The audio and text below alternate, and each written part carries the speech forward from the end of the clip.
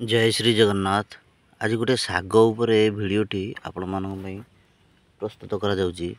देखंतु ये गोटे बण जगह तथापि ये किसी अन्य अन्य गछ लगा जाइए। ए शागटी आपण माने चिन्ह पारुछन कि नहीं मु जानिनी। यार नाम होची आम पुरी अंचल रे याको पिता शाग कहा जाए। यह साधारण बहुत पिता लगे। ए शागटी आम शरीर पर बहुत उपकारी। एपरी बहुत शाग अच्छी आमर विशेषकर आम पुरी अंचल पुरुणी मुंडी तापर होची पिता शाग खड़ा कुशला तापर होची कानीसिरी शाग तापर आंबिलिटी शाग एमती अनेक प्रकार शाग अच्छी।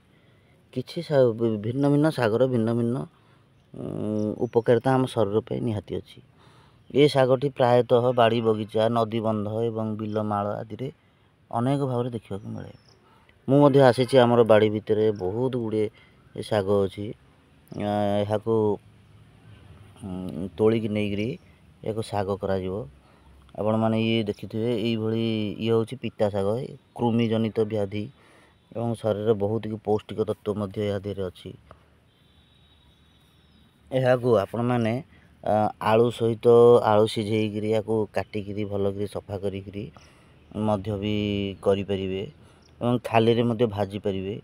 कहीं कहीं नड़िया पकई करती एमती अनेक प्रकार भिन्न भिन्न अंचल भिन्न भिन्न तरीका करा जाई पारे। किंतु से जहा हो किंतु यहीटा बहुत उपकारी आम शरीर पे।